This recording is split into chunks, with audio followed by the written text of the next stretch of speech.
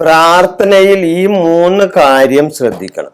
ഞാൻ ഇന്നത്തെ ജ്യോതിഷ വിഷയത്തിൽ പറയുന്ന കാര്യമാണ്. പ്രാർത്ഥനയിൽ ഈ 3 കാര്യം ശ്രദ്ധിക്കണം. ഏത് 3 കാര്യം?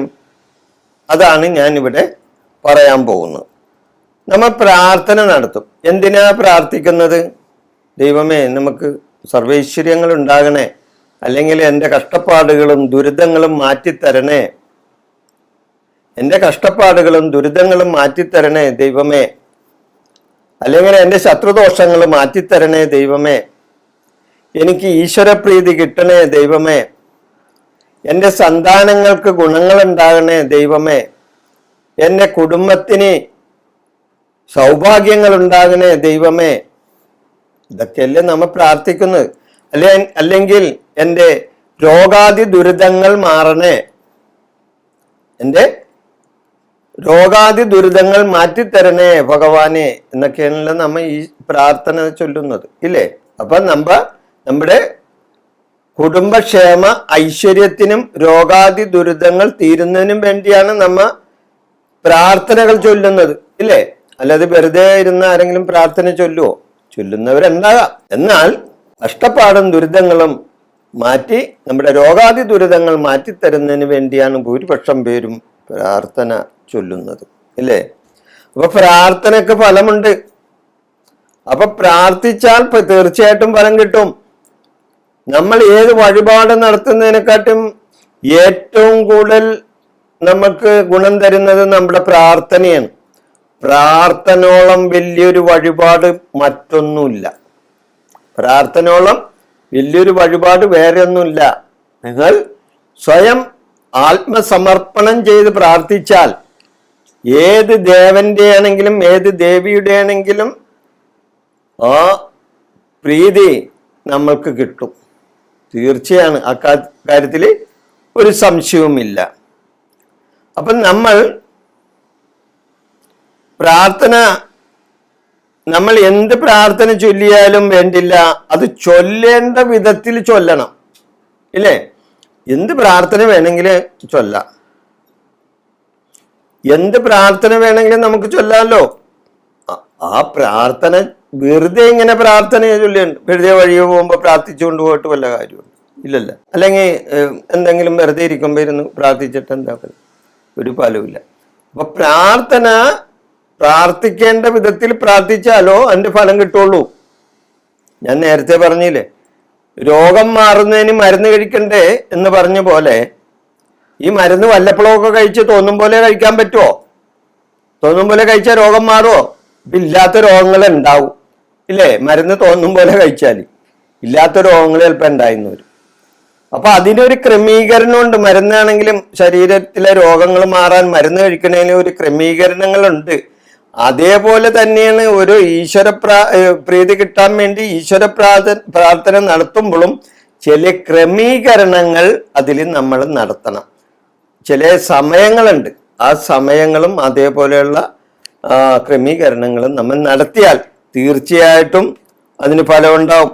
സന്ധ്യാവിളക്ക് പ്രാർത്ഥനയായാലും ഒരു ഫോട്ടോത്തിന്റെ മുൻപിലായാലും വിഗ്രഹത്തിന്റെ മുൻപിലായാലും നമ്മൾ നടത്തുന്ന പ്രാർത്ഥനയിൽ നമ്മൾ 3 കാര്യങ്ങൾ ശ്രദ്ധിക്കണം. അപ്പൊ എന്താണ് ഈ 3 കാര്യങ്ങൾ, ഇല്ലേ? ഈ 3 കാര്യങ്ങൾ എന്താണ്? അപ്പൊ 3 കാര്യത്തിൽ ഒരു കാര്യം ഈ പ്രാർത്ഥന നടത്തുമ്പോൾ ശ്രദ്ധിക്കേണ്ട 3 കാര്യത്തിൽ ഒന്നാമത്തെ കാര്യം, നമ്മൾ എന്ത് പ്രാർത്ഥിച്ചാലും നമ്മുടെ മനസ്സ് ക്ലിയർ ആയിരിക്കണം. മനസ്സ് ക്ലിയർ ആയിരിക്കണം, അതായത് മനഃശുദ്ധി വേണം. അയൽവക്കക്കാരനെ എന്തെങ്കിലും പാര വെച്ചുകൊണ്ട് വന്നിരുന്ന് പ്രാർത്ഥിച്ചിട്ട് വല്ല കാര്യമുണ്ടോ? മനസ്സ് ക്ലിയർ ആവോ? ഇല്ലല്ല. വേറെ ആരോടെങ്കിലും തല്ലി പിടിച്ചു വന്നുകൊണ്ടും ഇരുന്ന് പ്രാർത്ഥിച്ചാൽ മനസ്സിന് ശുദ്ധി കിട്ടുമോ? കിട്ടില്ല. അല്ലെ വീട്ടിൽ തന്നെ എന്തെങ്കിലും പ്രശ്നങ്ങൾ ഉണ്ടാക്കി വന്നിരുന്നു കൊണ്ട് പ്രാർത്ഥിച്ചാലും മനഃശുദ്ധി കിട്ടുമോ? ഇല്ല. അപ്പൊ നമ്മുടെ മനസ്സിന് ഒരു ഏകീകരണം കിട്ടണം, മനസ്സിന് ഒരു ശാന്തി കിട്ടണം, മനസ്സിന് ഒരു സമാധാനം കിട്ടണം. അതിനാണ് മനഃശാന്തി ഉണ്ടായിരിക്കണം. അപ്പൊ മനസ്സ് ക്ലിയർ ആയിരിക്കണം, മനഃശാന്തിയോടുകൂടി ഇരുന്ന് ചൊല്ലണം. അപ്പൊ ബാഹ്യ കാര്യങ്ങളെല്ലാം വിട്ടുകളയണം, നമ്മ മനഃശുദ്ധിയോടുകൂടി ഇരുന്ന് പ്രാർത്ഥിക്കണം. അതാണ് മെയിൻ ഒന്നാമത്തെ കാര്യം. രണ്ടാമത്തെ കാര്യം, നമുക്ക് ശരീരശുദ്ധി ഉണ്ടായിരിക്കണം. ഇപ്പൊ കിടക്കപ്പായിലിരുന്നൊക്കെ ചൊല്ലാം, എപ്പോഴാണെങ്കിലും ഇരുന്ന് പ്രാർത്ഥിക്കണതിന് കുഴപ്പമില്ല. ഇപ്പൊ രോഗികളാണ്, അവർക്ക് എനിക്ക് വന്ന് ഇരുന്ന് എവിടെയെങ്കിലും ഇരുന്ന് ചൊല്ലാനൊന്നും പറ്റാത്തത് വരും. എന്നാൽ ആ ചൊല്ലുമ്പോൾ നമ്മൾക്കൊരു ശരീരശുദ്ധി ഉണ്ടായിരിക്കണം. ഇപ്പൊ മത്സ്യമാംസങ്ങളൊക്കെ കഴിച്ചിരുന്നുകൊണ്ട് ഓം നമ ശിവായ, ഓം നമ ശിവായ, അല്ലെങ്കിൽ അമ്മേ നാരായണ, അമ്മേ നാരായണ എന്നൊക്കെ ചൊല്ലിയിട്ട് പലതുണ്ട്. കാരണം നമ്മുടെ വയറ്റിൽ കിടക്കുന്നത് മത്സ്യമാംസങ്ങളാണ്, ഇല്ലേ? അപ്പൊ എന്താണ്, നമുക്ക് ഈശ്വരവിശ്വാസികൾക്ക് മത്സ്യമാംസങ്ങളൊക്കെ നിഷിദ്ധമാണോ എന്ന് ചോദിക്കും. അതിൽ രണ്ട് പക്ഷം ഉണ്ടാവും. ഞാൻ അതിലേക്ക് കിടക്കുന്നില്ല, ഭക്ഷണമാണ്, നിങ്ങൾക്ക് ഇഷ്ടമുള്ള എന്ത് വേണമെങ്കിലും കഴിക്കാം.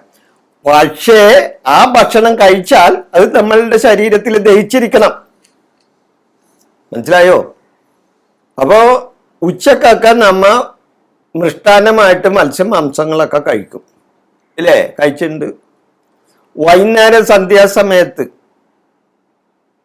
ഇരുന്ന് നാമം ചൊല്ലിയാൽ ഈ വയറ്റിൽ കിടക്കുന്ന മത്സ്യമാംസങ്ങൾ ദഹിച്ചിട്ടുണ്ടാവും? ഇല്ല. മത്സ്യമാംസങ്ങൾ ദഹിക്കണമെങ്കിൽ 12 മണിക്കൂറെങ്കിലും വേണം, അറിയാം? അത് ദഹിച്ച് നമ്മുടെ ശരീരത്തിൽ നിന്ന് തീർന്നുവെങ്കിൽ, അത് അവശിഷ്ടമാകണമെന്നുണ്ടെങ്കിൽ 12 മണിക്കൂർ വരും. അപ്പോൾ ഉച്ചക്കും അല്ലെങ്കിൽ 3 മണിക്കും 4 മണിക്കൊക്കെ ഭക്ഷണം മൃഷ്ടാന്നമായിട്ട് ഇത് കഴിച്ചുകൊണ്ടും, അതുകൂടാതെ വേണമെന്നുണ്ടെങ്കിൽ ഇപ്പോൾ ആൾക്കാർ കുറച്ച് തലയിൽ വെള്ളം കോരി ഒഴിച്ചു ഒന്ന് കുളിക്കാം. അപ്പം അവരുടെ വിചാരം എന്താണ്? ഒന്ന് കുളിച്ചാൽ ശുദ്ധമാവുമെന്നാണ്. ഒന്ന് കുളിച്ചാൽ ശരീരശുദ്ധി വരുമെന്നാണ്. എവിടെ? വയറ്റിൽ കിടക്കുന്നത് മത്സ്യമാംസങ്ങളാണ്, അല്ലെങ്കിൽ മദ്യമാണ്. മദ്യപിച്ചിരുന്നുകൊണ്ട് ചൊല്ലാമോ? ചൊല്ലാൻ പാടില്ല. അപ്പോൾ ഇതുപോലെ മത്സ്യമാംസങ്ങളൊക്കെ കഴിച്ചിരുന്നുകൊണ്ട് നമ്മൾ ചൊല്ലരുത്.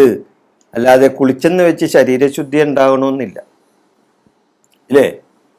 അപ്പോൾ മത്സ്യമാംസങ്ങൾ കൊണ്ട് മത്സ്യമാംസങ്ങൾ കഴിച്ചുകൊണ്ടും കുളിച്ചിട്ട് വന്നിരുന്ന് ചൊല്ലാന്ന് വെച്ചാൽ അത് ശരിയല്ല. അപ്പോൾ നമ്മൾ കഴിച്ച മത്സ്യമാംസങ്ങൾ ദഹിച്ചിരിക്കണം. അപ്പം അതുകൊണ്ട് നമ്മൾക്ക് രണ്ടാമത്തെ കാര്യം ശരീരശുദ്ധി ഉണ്ടായിരിക്കണം, അല്ലേ? മറ്റൊന്ന്, മൂന്നാമത്തെ കാര്യം സ്ഥലശുദ്ധി ഉണ്ടായിരിക്കണം. എവിടെയാണ് സ്ഥലശുദ്ധി? എവിടെ ഇരുന്ന് വേണമെങ്കിലും നമുക്ക് പ്രാർത്ഥിക്കാം, ഒരു കുഴപ്പമില്ല. പ്രാർത്ഥന ആയിരിക്കണം, അതിലൊരു കുഴപ്പമില്ല. കസേരയിലിരുന്ന് പ്രാർത്ഥിക്കാം, നിലത്തിരുന്ന് പ്രാർത്ഥിക്കാം, അല്ലെ ഒരു തടുക്കിൽ നിലത്ത് ഒരു തടുക്ക് വിരിച്ച് എപ്പോഴും എന്തെങ്കിലും ഒരു തടുക്കോ അല്ലെങ്കിൽ അതേപോലെ ഒരു പുൽപ്പായോ ഇരുന്ന് വേണം പ്രാർത്ഥിക്കാൻ. വെറും നിലത്തിരിക്കരുത്, തറയിൽ എന്തെങ്കിലും വിരിച്ചിട്ട് വേണം അവിടെ ഇരിക്കാൻ.